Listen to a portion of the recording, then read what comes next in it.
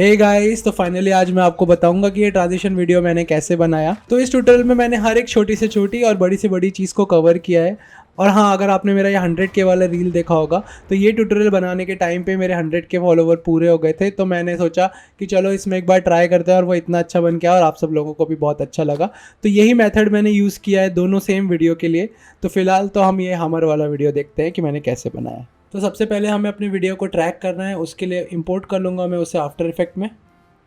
तो यहाँ से यहाँ अगर वीडियो को आप ड्रैग एंड ड्रॉप करेंगे तो आपका न्यू कॉम्प रेडी हो जाएगा, जहाँ पे आप अपने कैमरे को ट्रैक करेंगे। तो जैसे कि आप देख सकते हैं कि हमारा टाइमलाइन रेडी हो गया है। यहाँ प्ले करके देखेंगे तो वीडियो प्ले होने लग जाएगा। अब टाइमलाइन में फुटेज सिलेक्ट करने के बाद राइट साइड में आप यहाँ देखेंगे तो यहाँ पे ट्रैकर के 4 ऑप्शन दिख रहे होंगे: ट्रैक कैमरा, रेफ स्टेबलाइजर, ट्रैक मोशन और स्टेबलाइज मोशन। हमें सिलेक्ट करना है ट्रैक कैमरा। तो जैसे ही मैं ट्रैक कैमरा सिलेक्ट करूंगा तो लेफ्ट साइड में आप देख सकते हैं कि ट्रैक कैमरा का ऑप्शन यहाँ पे आ जाएगा। ये एनालाइज करने लग जाएगा। जैसे कि मैंने 450 फ्रेम सिलेक्ट किया है तो इसको थोड़ा टाइम लगेगा ट्रैक करने के लिए। ट्रैकर डिपेंड करता है कि वीडियो की क्वालिटी क्या है। अगर आप इसको 4K पे ट्रैक कर रहे होंगे तो इसको और ज़्यादा टाइम लगेगा। तो मैं एक बार फास्ट फॉरवर्ड कर देता हूँ इस पार्ट को, फिर हम देखते हैं हमारा ट्रैकिंग कैसा हुआ है। तो 10-15 मिनट में ये ट्रैक कंप्लीट हो गया। अब ट्रैक हो जाने के बाद अगर मैं इस फुटेज को यहाँ पे सिलेक्ट करता हूँ और ऊपर 3D कैमरा को भी सिलेक्ट करता हूँ तो यहाँ पे आपको कुछ 3D मार्कर दिखने लग जाएंगे। तो इन ट्रैकर को सिलेक्ट करके मैं एक 3D सॉलिड इस पर ऐड करूँगा। देखिए, जब मैं माउस एंड ट्रैकर के ऊपर घुमा रहा हूँ तो आप देख सकते हैं कि एक सर्कल फॉर्म हो रहा है, और यही सर्कल अगर मैं लेफ्ट में लेके जा रहा हूँ तो वो टेढ़ा मेढ़ा है। तो हमें ध्यान रखना है कि हमें एक प्लेन सर्कल चाहिए, ना कि टेढ़ा मेढ़ा, ताकि जब मैं सॉलिड ऐड करूँ तो वो एकदम फ्लैट आएगा, एकदम ग्राउंड के साथ चिपक जाए। तो यहाँ पे आप ऐसे कुछ ट्रैकर्स को सिलेक्ट करेंगे तो देखेंगे कि एक फ्लैट सर्कल फॉर्म हो रहा है। राइट क्लिक करके सॉलिड एंड कैमरा सिलेक्ट करेंगे तो यहाँ पे एक सॉलिड और 3D कैमरा ऐड हो जाएगा। आप इसको प्ले करके देखेंगे तो वो ब्लू सॉलिड एकदम जगह पे ही प्लेस है, वो हिल नहीं रहा इधर उधर। इसका मतलब आपका ट्रैकिंग एकदम प्रॉपर हुआ है। तो अब मैं यही सेम प्रोसेस यूज़ करके जहाँ तक मैं वॉक करके जा रहा हूँ, जहाँ तक का मुझे फुटेज चाहिए, वहाँ पे एक सॉलिड ऐड कर लूँगा, ताकि मुझे आइडिया रहे कि मुझे अपनी हमर कहाँ ड्रॉप करनी है और मैं कहाँ से कहाँ तक वॉक कर रहा हूँ। फिर ये दोनों सॉलिड सेट हो जाने के बाद हमारा ट्रैकिंग डेटा रेडी है ब्लेंडर में ले जाने के लिए। उसके लिए पहले मैं अपनी वीडियो वाली लेयर को ऑफ करूँगा और बाकी की सारी लेयर्स को सिलेक्ट करके फाइल्स में जाऊँगा। फिर यहाँ पे स्क्रिप्ट पे क्लिक करके सबसे लास्ट ऑप्शन पे देखेंगे export composition data to JSON पे आपको क्लिक करना है। फिर ब्लेंडर एक्सपोर्ट का ऑप्शन ओपन होगा। यहाँ पे ब्राउजर पे क्लिक करके जो भी मुझे मेरे फाइल का नाम देना है मैं उस पर डाल दूंगा, और फिर सेव पे क्लिक करके यहाँ पे एक्सपोर्ट का ऑप्शन दिख रहा होगा, मैं इस एक्सपोर्ट पे क्लिक करूंगा तो मेरा फाइल सेव हो जाएगा। और एक्सपोर्ट करने से पहले ध्यान दें कि यहाँ पे आपका .json लिखा होना चाहिए आपके नेम के आगे। अगर वो नहीं लिखा है तो उसको टाइप कर दीजिए, बिकॉज मैक में कभी कभी ऑप्शन नहीं आता है ऑटोमेटिकली, अदरवाइज वो सेव नहीं होगा। तो एक्सपोर्ट करने के बाद अभी आफ्टर इफेक्ट को कर देना है क्लोज, और ओपन करेंगे ब्लेंडर और वहाँ इंपोर्ट करेंगे अपना ट्रैकिंग डेटा। अब ब्लेंडर ओपन होने के बाद फाइल्स में जाना है, फाइल्स में इंपोर्ट में आपको दिखेगा आफ्टर इफेक्ट कंपोजिशन डेटा, इस पर क्लिक करना है। जहाँ पे भी आपने आपकी फाइल सेव की है उसे सिलेक्ट करके इंपोर्ट कर लेंगे। तो जैसे ही आप इंपोर्ट करेंगे तो आपको वो दिखाई नहीं देगा, ज़रूरी नहीं कि वो सेंटर पे हो। तो मैं थोड़ा रोटेट करके दिखूंगा तो देखिए मेरा यहाँ पे लेफ्ट साइड में नीचे की तरफ आया हुआ है। अब ये कैमरा और सॉलिड को सेंटर पे लाने के लिए मैं ऐड करूँगा एक एम्प्टी को मैं लास्ट फ्रेम पे ले जाऊंगा वीडियो के, और कैमरे के पीछे प्लेस करके कैमरे और सॉलिड को पेरेंट कर दूंगा अपने एम्प्टी के साथ। अब पेरेंट करने के लिए पहले ट्रैकर को सिलेक्ट करूंगा, फिर एम्प्टी को सिलेक्ट करूंगा, प्रेस करूंगा Ctrl+P। तो ये सेकंड ऑप्शन आपको दिख रहा होगा कीप ट्रांसफॉर्म वाला, मैं इस पर क्लिक करूंगा। अब मैं सेम दोनों सॉलिड को सिलेक्ट करूंगा, एम्प्टी को सिलेक्ट करूंगा, Ctrl+P प्रेस करके इसको पेरेंट बना दूंगा। अब जब मैं एम्प्टी मूव करूंगा तो आप देख सकते हो कैमरा और दोनों सॉलिड भी इसके साथ मूव कर रहे हैं। तो ये जो पहला वाला सॉलिड है मुझे यहाँ सेंटर पे लेके जाना है, जहाँ पे मेरा बॉक्स है, और उसको एकदम स्ट्रेट अलाइन करना है, राइट से, लेफ्ट से और टॉप से। अलाइन करने के बाद जब हम कैमरा व्यू में इसको प्ले करके दिखेंगे तो ये कुछ ऐसा दिखेगा। इसका मतलब हमारा जो ट्रैकिंग है वो यहाँ पे एकदम तरीके से आ गया है। अब यहाँ पे वीडियो प्ले करने के लिए कैमरा सेटिंग में जाना है, बैकग्राउंड इमेजेस में जाना है, add image, movie clip, open movie clip, और जो भी आपका वीडियो है यहाँ पे ओपन मूवी क्लिप पे क्लिक करना है तो ये ओपन हो जाएगा। तो टाइमलाइन में अगर प्ले करके देखता हूँ तो यहाँ पे देखिए अपना वीडियो प्ले होने लग जाएगा। अब एक ग्राउंड के लिए मैं प्लेन ऐड कर देता हूँ, जिसके आजू बाजू ही हम अपना सेट बनाएंगे। अभी ग्राउंड रेडी करने के बाद हमें डाउनलोड करने हैं हमारे एसेट। उसके लिए हम जाएंगे क्विक्सेल मेगास्कैन की वेबसाइट पे। तो वेबसाइट ओपन होने के बाद यहाँ लेफ्ट में आपको कलेक्शन का ऑप्शन दिख रहा होगा, इस पर क्लिक कर देना है। फिर एनवायरनमेंट पे क्लिक करना है, फिर नेचुरल पे क्लिक करना है। यहाँ पे आपको अलग अलग सेट के मॉडल्स मिल जाएंगे। मैं यूज़ कर रहा हूँ आर्कटिक आइस एंड स्नो, मैं इस पर क्लिक करूँगा। तो मैंने अपने वीडियो के लिए यहीं से सारे मॉडल डाउनलोड करके अपना सेट रेडी किया था। तो हमें सारे मॉडल डाउनलोड करने की ज़रूरत नहीं। जैसे मैं एक ये रोड डाउनलोड कर लेता हूँ, इस पर क्लिक करूँगा तो यहाँ पे आपको रेजोल्यूशन दिख जाएगा 2K 4K 8K। सिंपली यहाँ पे डाउनलोड पे क्लिक करूँगा तो वो डाउनलोड हो जाएगा। वैसे ही मैं बाकी मॉडल्स भी डाउनलोड कर लेता हूँ। डाउनलोड हो जाने के बाद यहाँ पे ऐसे आपको जिप फाइल देखेगा, इनको सारे फाइल्स को अनजिप कर लीजिए। बाकी जिप वाले फाइल को डिलीट करके इन फाइल्स को मैं इंपोर्ट करता हूँ हमारे दूसरे ब्लेंडर फाइल में। मैं सेम ब्लेंडर फाइल में नहीं करूँगा, इसके लिए मैं अलग ब्लेंडर फाइल ओपन करूँगा और वहाँ पे सबको इंपोर्ट करके उसका मटेरियल सेट करूँगा। अब यहाँ पे मैं अपने सारे मॉडल्स को इंपोर्ट कर लेता हूँ। फाइल्स में जाके इंपोर्ट में जाके FBX में मैं सिलेक्ट करूँगा अपना मॉडल और यहाँ इंपोर्ट हो जाएगा। ऐसे ही सारे मॉडल्स को इंपोर्ट करूँगा। सारे मॉडल डाउनलोड होने के बाद हम करेंगे इसका मटेरियल और ले जाएंगे इसको हमारे प्रीवियस प्रोजेक्ट फाइल में। अब इसको मटेरियल करने के लिए पहले सिलेक्ट करूँगा अपना मॉडल और ऊपर शेडिंग वाले ऑप्शन पे क्लिक करूँगा। तो यहाँ पे शेडिंग का ऑप्शन ऑन हो जाएगा। आप इस पर क्लिक करेंगे, यहाँ नीचे देखेंगे तो यहाँ एक भी मटेरियल नहीं है। उसके लिए मैं न्यू पे क्लिक करूँगा, प्रिंसिपल BDF पे Ctrl+Shift+T प्रेस करूँगा तो अपने आप ओपन हो जाएगा ये फोल्डर। यहाँ पे जो भी आपकी लोकेशन है जहाँ पे आपने डाउनलोड किया है उसी के फोल्डर में जाके A प्रेस करके प्रिंसिपल टेक्सचर पे क्लिक करेंगे तो ऑटोमेटिकली इसके ऊपर सारा टेक्सचर अपने आप अप्लाई हो जाएगा। इसमें कोई भी मैन्युअली आपको बम्प और रफनेस को चेंज करने की ज़रूरत नहीं, ये एज इट इज़ जैसे इसके सैम्पल इमेज में था वैसे ही दिखने लगेगा। तो ऐसे ही आपको बाकी मॉडल्स को भी एक एक सिलेक्ट करके सेम प्रोसेस यूज़ करके मटेरियल अप्लाई करना है। एक बार मटेरियल अप्लाई हो जाएगा तो हम अपने ट्रैकिंग वाले वो जो ब्लेंडर फाइल है वहाँ पे सारे मॉडल्स को ले जाएंगे और उससे एक सेट रेडी करेंगे। अब जब सारे मटेरियल मेरे सेट हो गए हैं तब मैं अपने रोड के मॉडल को सिलेक्ट करूँगा, Ctrl+C प्रेस करूँगा और अपने मेन प्रोजेक्ट को ओपन करके वहाँ पे Ctrl+V प्रेस करूँगा। तो अब देखिए कैसे मेरी रोड यहाँ पे पेस्ट हो गई है। फिर इसको एक बार प्ले करके देखेंगे तो आप देख सकते हैं कि ये जो रोड है इसकी लेंथ इतनी लंबी नहीं है। अब इसकी लेंथ को बड़ा करने के लिए हम जाएंगे मॉडिफायर में और वहाँ पे सिलेक्ट करेंगे एरे मॉडिफायर। एरे मॉडिफायर में इसका काउंट मैं कर देता हूँ 5। तो टॉप एंगल से मैं आपको दिखाऊंगा तो देखिए लेंथ X एक्सिस में थोड़ी बड़ी हो गई है। अब इसके काउंट को मैं कम करूँगा तो ये कम हो जाएगा। एक्चुअली ये काउंट जो है वो कितने आपको डुप्लीकेट करने हैं और ये X एक्सिस में डुप्लीकेट कर रहा है। मैंने जैसे 5 काउंट रखा है तो 5 टाइम उसको डुप्लीकेट कर दिया। वैसे ही अब मुझे पीछे साइड इसको बढ़ाना है -X की वैल्यू में, तो मैं एक और एरे मॉडिफायर इसमें ऐड करूँगा और X की वैल्यू मैं इसमें -1 कर दूँगा और काउंट में इसका जितना मुझे चाहिए उस हिसाब से बढ़ा दूँगा। जैसे मैं यहाँ पे रख रहा हूँ 5। तो अभी आप देखोगे तो रोड की लेंथ एकदम प्रॉपर आ गई है। अब मैं यहाँ पे अपने बाकी मॉडल्स को भी कॉपी पेस्ट कर देता हूँ। तो उसके लिए फिर से मैंने किया Ctrl+C Ctrl+V, तो ये मेरा मॉडल आ गया है। ये थोड़ा नीचे है, इसको थोड़ा ग्राउंड लेवल पे लेके आते हैं। वैसे ही इसके डुप्लीकेट कर करके मैं रोड के आजू बाजू सब सारे मॉडल्स को सेट कर देता हूँ। रैंडमली सेट करना है, कुछ एकदम परफेक्ट नहीं रहना चाहिए। थोड़ा स्केल कम ज़्यादा करके आप इसको सेट कर सकते हो। वैसे तो देखा जाए तो पहले आपको इसको रफली एक फ़ोटोशॉप में बना लेना चाहिए, बट मुझे ऐसे ही बनाते बनाते बन जाने वाली चीज़ें बड़ी अच्छी लगती हैं और वो शायद लोगों को भी अच्छी लगती है। तो ये मेरा तरीका है, बट आप अगर कुछ ऐसा बनाने जा रहे हैं तो आपको हमेशा एक स्टोरी बोर्ड इसका रेडी रखना चाहिए कि एक रेफरेंस इमेज एटलीस्ट आपको बना के रखना चाहिए। ये तो मैंने बस बना दिया था, और ये आप ध्यान रखें। तो ऐसे मैंने अपना सेट रेडी कर लिया। आप देख सकते हैं कि हमने सिर्फ 4 मॉडल यूज़ किए। आप और ज़्यादा भी कर सकते हैं और डिटेलिंग ऐड करने के लिए, लेकिन मेरे को इतना इनफ था। ठीक है, तो अब इसकी लाइटिंग सेट कर लेते हैं। लाइटिंग सेट करने के लिए शेडिंग के ऑप्शन में जाना है। वहाँ पे आपको लेफ्ट में ऑब्जेक्ट दिख रहा होगा, उसमें आपको क्लिक करके वर्ल्ड कर देना है। यहाँ पे आपको ये 2 ऑप्शन दिखेंगे। बैकग्राउंड पे क्लिक करके मैं प्रेस करूँगा Ctrl+T, तो मेरा ये ऑप्शन ओपन हो जाएगा। यहाँ पे एनवायरनमेंट टेक्सचर का, उसमें मैं ओपन पे क्लिक करूँगा और जहाँ पे मेरा HDR मैंने सेव किया है मैं उसको ओपन करूँगा। आप HDR कहीं से भी डाउनलोड कर सकते हैं, नहीं तो आपको ब्लेंडर किट में भी मिल जाएगा। तो इसको रेंडर व्यू में देखते हैं तो यहाँ पे आपको कुछ पेड़ और ऐसा डैम दिखाई दे रहा होगा, तो टेंशन मत लीजिए, इसको हम हाइड कर देंगे। बट यही जो लाइटिंग सोर्स है इस HDRI का और मेरा, वो एकदम सेम मुझे लग रहा था, इसलिए मैंने ये यूज़ किया। तो अभी मैं थोड़ा सा इसका जो सन का रोटेशन है, जो सन का मेरा एंगल था और इसका था, उसको मैच कर लेता हूँ। तो इसकी रोटेशन में जाके मैं X की वैल्यू कर दूंगा -25 और Z की वैल्यू में कर दूंगा 29, क्योंकि मैंने ऑलरेडी ये प्रोजेक्ट बनाया था इसलिए मुझे एकदम परफेक्ट नंबर्स पता है। तो इन वैल्यूज से आप अपने HDRI को कैसे भी रोटेट कर सकते हैं, स्केल कर सकते हैं, इसकी पोजीशन चेंज कर सकते हैं। तो अगर आप HDRI लगाना सीख लें तो आपकी आउटडोर लाइट मैच करने का आधा प्रॉब्लम वहीं पे सॉल्व हो जाता है। ठीक है, तो अभी इस HDRI को हम हाइड करते हैं। उसके लिए हम जाएंगे रेंडर सेटिंग में और नीचे आप देखेंगे तो यहाँ पे एक फिल्म का ऑप्शन होगा। सिंपलीस्ट ट्रांसपेरेंट पे क्लिक करेंगे तो आपका HDRI छुप जाएगा। दैट्स इट, और कुछ नहीं करना है। इसके लिए आप रेंडर करेंगे तो ये दिखाई नहीं देगा, वो ट्रांसपेरेंट ही आएगा आपका बैकग्राउंड। अब मैं अनहाइड कर लूँगा अपने बॉक्स को, जिससे मुझे आइडिया रहेगा कि मेरी हमर को मुझे कहाँ ड्रॉप करना है। अब कार को इंपोर्ट कैसे करते हैं वो मैंने आपको प्रीवियस वीडियो में ही बता दिया था, तो मैं इंपोर्ट कर लेता हूँ अपनी हमर को। अब इसको मैं मैन्युअली एनिमेट करूँगा। तो पहले मैं सारे हमर के जितने पार्ट्स हैं अलग अलग, सारे टायर्स और बॉडी को मैं सिलेक्ट करूँगा। अब अपनी हमर को 50 फ्रेम पे मैं ग्राउंड के ऊपर लेके जाऊँगा और वहाँ पे एक की दूंगा, और 20 फ्रेम्स के बाद उसको मैं ग्राउंड पे लेके आऊँगा और एक की फ्रेम दूंगा, ताकि मुझे ऊपर से नीचे आने वाला एनिमेशन मिल जाए। उसके बाद मैं इसके बाउंस को एनिमेट करूँगा। अब बाउंस ऐड करने के लिए मैं अपर बॉडी को सिलेक्ट करूँगा और 2 फ्रेम आगे लेके उस पर की फ्रेम लगाऊंगा।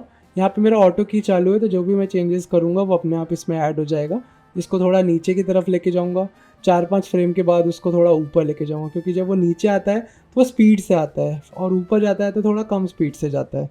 तो वो चीज़ ध्यान दे के इसको मैं ऐसे मैन्युअली एनिमेट कर दूंगा। थोड़ा आगे की तरफ रोटेट करूँगा, थोड़ा पीछे की तरफ रोटेट करूँगा। मेरे को मेनली सामने से अच्छी दिखनी चाहिए, साइड से अगर वो गलत भी दिख रहा है तो चलेगा, पर जो कैमरे व्यू में है वो सही दिखना चाहिए। ठीक है, तो ये मेरा कार एनिमेशन हो गया रेडी। तो अब जो है सबसे बोरिंग पार्ट है, जो है हमारा ट्रांजिशन वाला पार्ट, जिसमें वो पहाड़ ग्रो हो रहे हैं, रोड पीछे जा रही है। तो इसको मैंने मैन्युअली एनिमेट किया, क्योंकि मैं प्रेफर करता हूँ कि मेरे हिसाब से एनिमेशन मुझे मिल जाए। अगर मैं ज्योमेट्री वगैरह यूज़ करता तो वो या तो आगे से बड़े होते हैं या तो पीछे से बड़े होते हैं। मुझे ऐसा स्मूथ ट्रांजिशन नहीं मिलता, इसके लिए मैं इसको मैन्युअली एनिमेट करता हूँ। एक एक को सिलेक्ट करके अलग अलग एनिमेट करूँगा, वो भी मैं आपको थोड़ा फास्ट तरीका बताता हूँ। तो सबसे पहले हम एनिमेट करेंगे अपनी रोड को। रोड सिलेक्ट करके आई प्रेस करेंगे, फिर लोकेशन को की देंगे। ठीक है, फिर 20 या 30 फ्रेम्स आगे जाके जितना भी आपको सही लगे, जितना भी स्पीड से आपको लाना है, स्लो लाना है, तो मैं यहाँ पे 20 फ्रेम्स इनफ है, वहाँ पे एक की और दे दूँगा। ठीक है, अब मैं 30 फ्रेम पे वापस जाके अपने रोड को आगे लेता हूँ। तो जब मेरा एनिमेशन होगा तो रोड 30 फ्रेम से 50 फ्रेम पे एंटर करेगा अंदर। प्ले करके देखेंगे तो देखिए कितना स्मूथली वो एंटर हो रहा है। वैसे ही अब मुझे बाकी सबको सिलेक्ट करना है। अब वैसे ही मुझे सारे मॉडल्स को एक एक करके सिलेक्ट करना है। आपको ध्यान रखना है कि कोई भी मॉडल छूट ना जाए, क्योंकि इसको एक साथ ही हम की करने वाले हैं। तो इसके फर्स्ट फ्रेम में जाके मैं आई प्रेस करूँगा और स्केल को एक की दे दूँगा। अब 10th फ्रेम पे जाके मैं सारे मॉडल्स को अलग अलग सिलेक्ट करके सबकी वैल्यू 0 कर दूँगा। जैसे इसको 0 किया, इसको 0 किया, वैसे ही मैं सारे मॉडल्स को एक एक करके 0 कर दूँगा।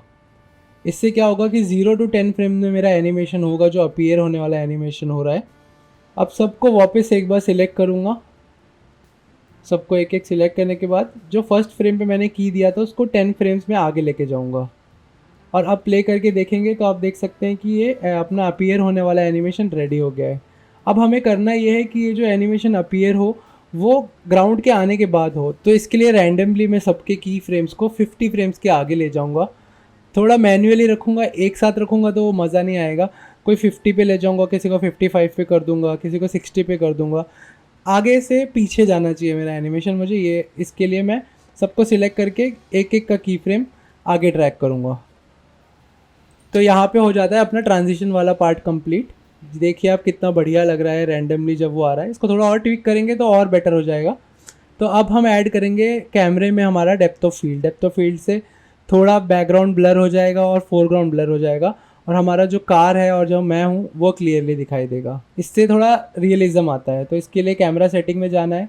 यहाँ पे आपको डेप्थ ऑफ फील्ड का ऑप्शन दिखेगा। यहाँ पे ये ड्रॉपर आपको दिखेगा, बस आपको ड्रॉपर उठा के आपकी कार पे ड्रैग कर देना है। तो जब आप इसको मटेरियल प्रीव्यू में देखेंगे तो देखिए फ्रंट वाला जो पार्ट है वो थोड़ा ब्लर हो गया है और बैकग्राउंड भी थोड़ा ब्लर हो गया है। अब इसकी वैल्यू चेंज करने के लिए, थोड़ा कम फोकस पे रखने के लिए, ज़्यादा रखने के लिए आपको यहाँ पे नीचे एफ स्टॉप की वैल्यू को कम ज़्यादा करना पड़ेगा। अगर मैं इसको एकदम ही 0.1 कर देता हूँ तो आप देखेंगे कि एकदम ब्लर हो गया है, और इसको धीमे धीमे बढ़ाता हूँ तो ये कुछ ऐसा दिखेगा। इससे एक बहुत बढ़िया डेप्थ और रियलिज्म आता है। तो अब ये प्रोजेक्ट रेडी है हमारा रेंडर करने के लिए। तो रेंडर के लिए सबसे पहले हम सेट कर देंगे इसका आउटपुट कि हमें कहाँ सेव करना है। उसके लिए यहाँ पे आउटपुट में जाना है। यहाँ पे आपको एक फ़ोल्डर दिखेगा, उस पर क्लिक करेंगे तो आपको ये पाथ पूछेगा कि कहाँ पे सेव करना है। यहाँ पे आप अपना जो भी पाथ है उसको दे के यहाँ पे एक्सेप्ट कर दीजिए। ठीक है, नीचे कलर डेप्थ को मैं फुल कर दूँगा और कंप्रेशन को भी फुल कर दूँगा। अभी ऊपर ये रेंडर सेटिंग्स में जाऊँगा। आप यहाँ नीचे देखेंगे तो यहाँ पे आपको मोशन ब्लर दिखेगा। मोशन ब्लर को ऑन कर देना है, और जो इसका शटर का वैल्यू है इसको 0.50 ही रहने देंगे। ज़्यादा करेंगे तो वो थोड़ा नकली लगता है, तो इसको एज इट इज़ रहने देंगे। तो जब आप रेंडर करेंगे तो उसमें मोशन ब्लर अपने आप ऐड हो जाएगा। अब यहाँ पे आप सैम्पलिंग में जाएंगे तो मैक्स सैंपल आपको 4000 दिखाया होगा। तो आपने कभी देखा होगा, आप रेंडर लगाते हैं तो बहुत टाइम लगता है, तो 4000 सैंपल लगाने से ज़रूरी नहीं कि आपका वीडियो बहुत अच्छा दिखे। तो मेरा काम 200 सैंपल पे भी हो जाता है। तो सैम्पलिंग सेट करने के बाद आप यहाँ लेफ्ट रेंडर पे जाके रेंडर एनिमेशन पे क्लिक करेंगे तो रेंडर आपका स्टार्ट हो जाएगा। और जब रेंडर हो जाए और अगर आपको प्ले करके देखना है कि आपका रेंडर कैसा दिख रहा है, तो वापस इधर रेंडर में जाके व्यू एनिमेशन पे क्लिक करेंगे तो आपका जो रेंडर है वो यहीं पे प्ले हो जाएगा। आपको आफ्टर इफेक्ट में PNG इंपोर्ट करके प्ले करके देखने की ज़रूरत नहीं है, आप यहीं पे चेक कर सकते हैं। तो यहाँ पे हमारा ब्लेंडर का सारा काम कंप्लीट। अब इसको लेके जाते हैं आफ्टर इफेक्ट में और करते हैं थोड़ी कंपोजिटिंग। तो पहले करेंगे PNG को इंपोर्ट। यहाँ पे डबल क्लिक करना है और यहाँ पे फर्स्ट इमेज को सिलेक्ट करके यहाँ PNG सीक्वेंस को ऑन करके इंपोर्ट कर लूँगा। अब इसको ड्रैग ड्रॉप करूँगा अपने कंपोजिशन के ऊपर, अपने वीडियो फाइल के ऊपर, और यहाँ पे एक बार प्ले करके देखूँगा कि ये प्रॉपर चल रहा है कि नहीं। तो अगर आप देखते हैं प्ले करके तो ये सही लग रहा है, लेकिन मेरे को एक प्रॉब्लम है कि मेरा जो रेंडर है वो थोड़ा राइट की तरफ है, मुझे उसको सेंटर पे लाना है। तो मैं इसको स्केल करूँगा और थोड़ा लेफ़्ट की तरफ इसको मूव कर दूँगा। तो अब ये मेरा एकदम सेंटर पे आ जाएगा। अब मैं अपने वीडियो फाइल को Ctrl+D प्रेस करके डुप्लीकेट करूँगा और रेंडर लेयर के ऊपर लेके जाऊँगा। तो अभी हम ऊपर वाले वीडियो को ट्रिम कर लेंगे 2 सेकंड तक, क्योंकि तब तक तो मेरा ओरिजिनल वीडियो प्ले होने वाला है। एंड में इसको 15-16 सेकंड पे हम लोग ट्रिम कर लेंगे ताकि रोटो हमारा उतने ही पार्ट में हो, हमें एक्स्ट्रा का रोटो करने में टाइम वेस्ट नहीं करना है। तो अब इसको रोटो करने के लिए मैं अपनी फर्स्ट लेयर पे डबल क्लिक करूँगा, वीडियो वाली लेयर पे। तो आप ऊपर देख सकते हैं कंपोजिशन से हटके ये लेयर वाले ऑप्शन में ओपन हो जाएगा। तो अभी आप यहाँ ऊपर देखेंगे तो एक रोटो ब्रश का ऑप्शन है, इस पर सिलेक्ट करके आपका ब्रश यहाँ पे स्टार्ट हो जाएगा। और मैं थोड़ा आगे लूँगा जहाँ पे मेरी बॉडी प्रॉपरली शो हो रही है और मेरे हाथ का गैप भी मुझे दिख रहा है। तो मैं इस फ्रेम से इसको कट करूँगा और बाकी आगे का इसको ऑटोमेटिकली प्ले होने के लिए छोड़ दूँगा। तो अभी इसको आपको कुछ ऐसे पेंट करना है। अगर ब्रश बड़ा है तो कंट्रोल प्रेस करके आप ड्रैग ड्रॉप करेंगे तो ये छोटा हो जाएगा। तो जितने भी पार्ट को आपको रोटो के अंदर लेना है आपको उसको ऐसे पेंट करना है। और अगर कोई चीज़ ऐसे बाहर चली जाती है तो आपको ऑल्ट होल्ड करना है और उस पार्ट को ऐसे पेंट करना है। तो ये जितना है कट हो जाएगा और अब मेरी ऑटोमेटिकली मेरी बॉडी सिलेक्ट हो जाएगी। वैसे ही आपको पूरे बॉडी को यहाँ पे पेंट करना है और आपको देखना है कि कोई चीज़ इसमें रह ना जाए। जैसे कि मैं इसमें मेक श्योर कर रहा हूँ कि मेरे हाथ अंदर रहें। पैर है तो देखिए अभी पैर के गैप को भी उसने ऑटोमेटिकली पकड़ लिया। तो मैं यहाँ पे ऑल्ट होल्ड करूँगा और इसको डिलीट कर दूँगा, मतलब वहाँ पे पेंट करूँगा तो वो अपने आप डिलीट हो जाएगा। यहाँ पे भी ऑल्ट होल्ड करके मैं इसको डिलीट करूँगा तो ये अपने आप चला जाएगा। तो ऐसे अपन ने अपने रोटो का मास्क रेडी कर लिया है। तो अब कुछ नहीं करना है, जो कीबोर्ड में राइट साइड नम पैड वाला ऑप्शन होता है उसमें 0 को हिट करना है। तो ये ऑटोमेटिकली फ्रेम बाय फ्रेम आपका रोटो करना स्टार्ट कर देगा। तो ऐसे ये वीडियो की तरह प्ले होगा, एक एक फ्रेम को ये रोटो करेगा। अगर आपकी वीडियो क्वालिटी अच्छी है तो ये एक बार में रोटो हो जाएगा, नहीं तो कुछ कुछ पार्ट्स में बाहर की चीज़ें भी पकड़ेगा। तो उसको आपको मैन्युअली या तो पॉज करके रोटो ब्रश करना पड़ेगा या तो आप एक मास्क लेके उसको अलग से रोटो कर सकते हैं। तो अभी हम इसको फास्ट फॉरवर्ड कर देते हैं क्योंकि ये थोड़ा हैवी होता है और ये थोड़ा टाइम लेता है होने के लिए। तो ऐसे ये 10-15 मिनट लेगा और रोटो हो जाएगा। अब इसको चेक करने के लिए मैं ये कंपोजिशन वाले पार्ट में वापस जाऊंगा और यहाँ प्ले करके देखेंगे तो देखिए कि ये प्रॉपरली रोटो हो गया है। अभी शैडो नहीं है इसलिए थोड़ा नकली लगेगा। तो अभी हम क्या करेंगे, अपने रोटो को फ्रीज कर देंगे। तो फ्रीज़ करने के लिए अपने लेयर पे मैं डबल क्लिक करूंगा तो ये लेयर वाला ऑप्शन ओपन हो जाएगा। अब यहाँ पे आपको फ्रीज़ वाला बटन दिख रहा होगा, इसको प्रेस करेंगे तो देखिए ये लोड होना स्टार्ट हो जाएगा। इसका मतलब अब जैसा मेरा रोटो है एज इट इज़ ये ऐसे ही रहेगा, इसमें मैं कोई चेंजेस नहीं कर सकता हूँ। अगर ये एक बार फ्रीज़ हो जाएगा तो अपने आप भी ये कोई बाहर के पार्ट को अंदर की तरफ नहीं पकड़ेगा, ये एज इट इज़ रहेगा जैसा अपन ने देखा। ठीक है, इसको फ्रीज़ होने देते हैं। अब फ्रीज़ होने के बाद हम ऐड कर लेंगे अपना बैकग्राउंड। तो बैकग्राउंड के लिए मैंने एक इमेज डाउनलोड की हुई है। अब इस इमेज को उठा के मैं रेंडर वाली लेयर के नीचे रख देता हूँ। तो ये कुछ ज़्यादा ही बड़ा इमेज है, 4K है, तो मैं इसको स्केल डाउन करूँगा और इसकी पोजीशन को थोड़ा ऊपर लूँगा। तो आप देख सकते हैं कि इसका बैकग्राउंड ऐसे सेट हो गया है, पर ये थोड़ा ज़्यादा ही ब्लूइश है। तो मैं इसका थोड़ा सा ब्लू को थोड़ा कम करूँगा। इसके लिए मैं ल्यूमेट्री कलर ऐड करूँगा और यहाँ पे कर्व्स वाले ऑप्शन पे जाऊँगा। तो जो भी कलर मुझे इस इमेज से निकालना है उसके लिए मैं ड्रॉपर सेलेक्ट करूँगा और उधर से कलर पिक करूँगा ब्लू। आपको यहाँ 3 डॉट दिखेंगे, बीच वाले डॉट को मैं नीचे लेके जाऊँगा तो वो ब्लू कलर जो मैंने सेलेक्ट किया है उसका सैचुरेशन कम हो जाएगा और ये थोड़ा वाइट की तरफ आ जाएगा। तो इसको ऑन ऑफ करके आप देखेंगे कि अपना जो ब्लू है वो कम हो गया है और थोड़ा वाइट जैसा फील आ रहा है। अब सेम वैसे ल्यूमेट्री कलर मैं ऐड करूँगा अपने रेंडर फाइल पे और रेंडर में कम करूँगा थोड़ी येलो की वैल्यू। तो सेम मुझे कर्व्स में जाना है। कर्व्स में मैं इसकी थोड़ी ब्राइटनेस को बढ़ाऊँगा और थोड़ा सा इसका कॉन्ट्रास्ट कम करूँगा।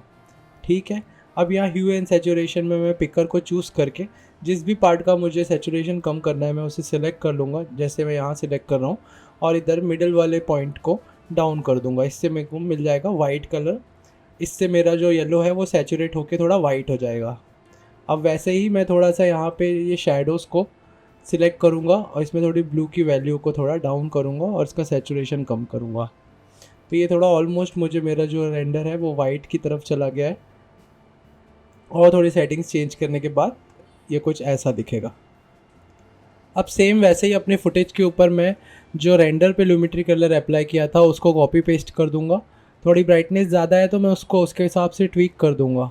तो एक कलर करेक्शन होने के बाद अभी मुझे इस पर ऐड करना है एक ब्लू कलर का ओवरऑल एक टिंट। तो उसके लिए इफ़ेक्ट्स में जाऊँगा, सर्च करूँगा फ़ोटो फ़िल्टर। ये आपको फ़ोटोशॉप में भी मिलता है। ये उठा के मैं ड्रॉप कर दूंगा अपने रेंडर के ऊपर, और इसमें जाके इसी कलर को कर दूंगा कस्टम में इसको मैं थोड़ा ब्लू टिंट दे दूंगा। तो इसमें आप देखेंगे कि ब्लू टिंट ऐड हो गया है हमारे रेंडर के ऊपर, जो हमारे बैकग्राउंड से मैच हो रहा है। तो इसके बाद एनिमेट करना है हमें हमारा बैकग्राउंड।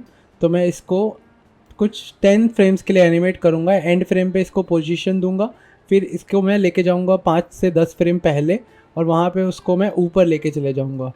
तो जब मैं इसको प्ले करूँगा तो इसका एनिमेशन ऐसा लगेगा कि स्काई जो है पीछे का बैकग्राउंड जो ऊपर से गिर रहा है।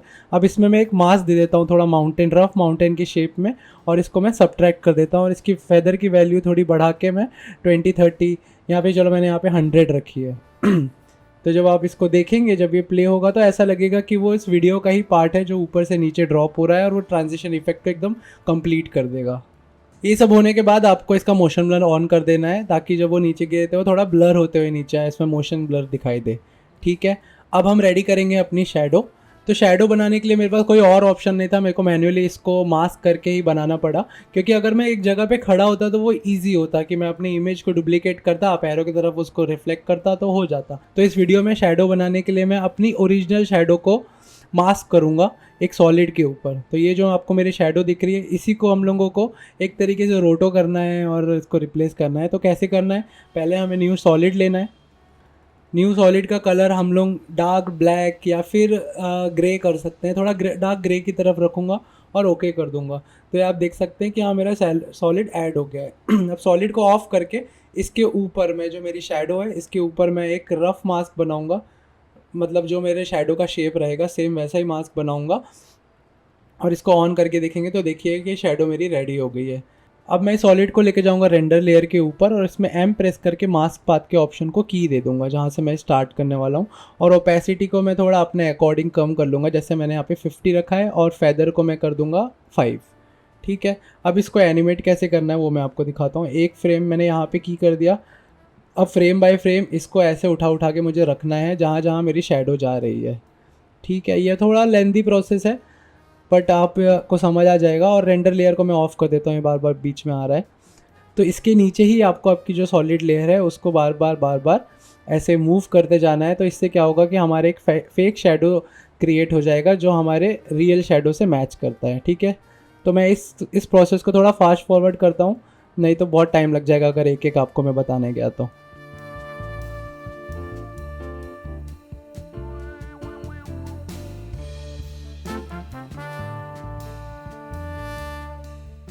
तो इस तरीके से हमने हमारे लेफ़्ट पैर का शैडो कंप्लीट कर लिया। अब हम राइट वाले शैडो को बनाएंगे।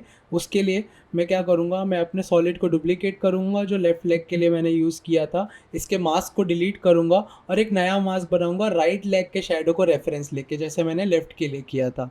तो यहाँ पे नहीं दिख रहा है तो मैं इसके आगे फ्रेम में जाऊँगा, ये मेरे को मिल गया। अभी मैं इसी शैडो के ऊपर, तो अभी मैं इसी सॉलिड के ऊपर एक मास्क बनाऊँगा एज़ इट इज़ जैसा मेरा शैडो है, और उसको सेम तरीके से एम प्रेस करके उसके फेदर चेंज करके उस पर एम प्रेस करूँगा और उसका रोटो स्टार्ट करूँगा।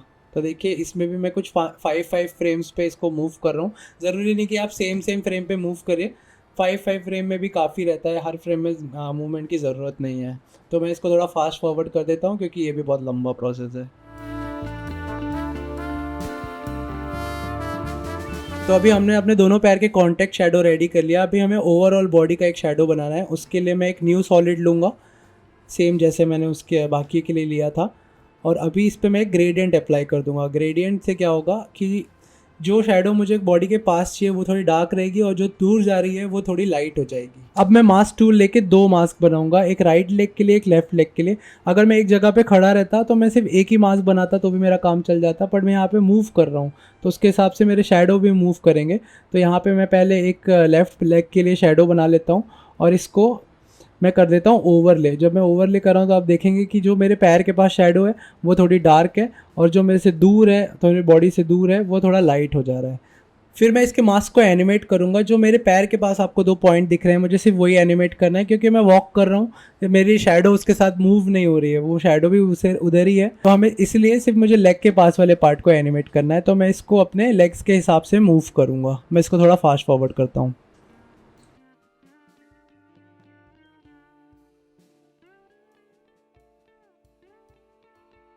अभी लेफ़्ट लेग एनिमेट होने के बाद वैसे ही मैं सेम अपने राइट लेग के लिए भी करता हूँ और उसको सेम एनिमेट करूँगा जैसे मैंने लेफ़्ट लेग के लिए एनिमेट किया है।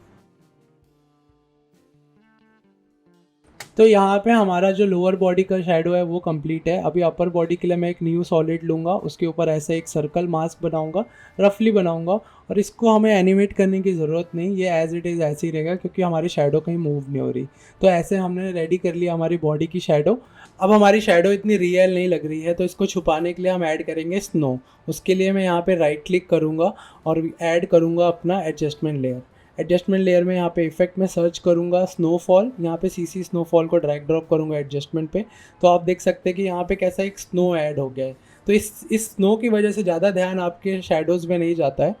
और इसके ट्रांसफर मोड को मैं कर दूँगा लाइटन और इसके अपने अकॉर्डिंग मैं इसकी सेटिंग को ट्विक कर दूँगा जैसे स्नो मुझे चाहिए। तो ये यहाँ पे स्नो ऐड हो जाएगी। अगर आपको ज़्यादा स्नो चाहिए तो आप इसकी वैल्यू में थोड़ी छेड़छाड़ करोगे तो वो सही से आ जाएगा। अब इस पे मैं ऐड करूँगा थोड़ी शेडोज़ को और छुपाने के लिए एक फॉग।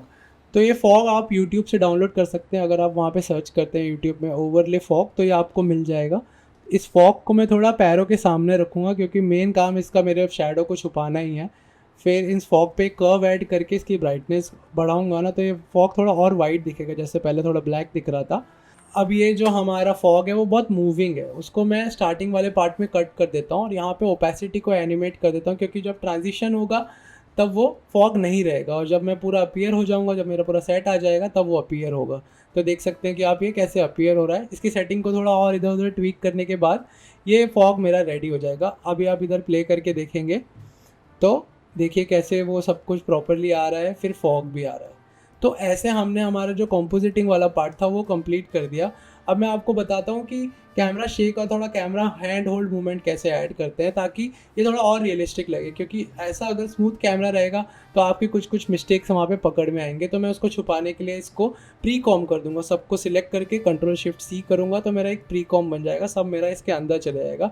अब मैं यहाँ पे एक विगल ऐड करूँगा, विगल पोजीशन ऐड करूँगा। तो विगल का अमाउंट मैं कर दूंगा 30 और ये राइट में ब्लैक बार दिख रहा है, इसको छुपाने के लिए मैं अपने लेयर को स्केल कर दूंगा 110 पे। अब मैं प्ले करके देखूंगा तो जो मेरा कैमरा शेक है वो आपको वहाँ पे दिखाई देगा। तो कैमरा मूवमेंट हमने एकदम थोड़ा सा ही रखा है, उसको ज़्यादा मूवमेंट नहीं दिया है, सिर्फ फील के लिए दिया है कि हाँ कोई देखे तो लोगों को लगे कि हाँ कुछ तो इसमें मूवमेंट है। ठीक है, तो हमें कोई भी इफेक्ट को ज़्यादा नहीं करना है, जितना फील मांगता है वीडियो का बस उतना ही ऐड करना है। जैसे मैंने स्नो भी थोड़ी सी ऐड की, मैंने फॉग भी थोड़ा सा ऐड किया।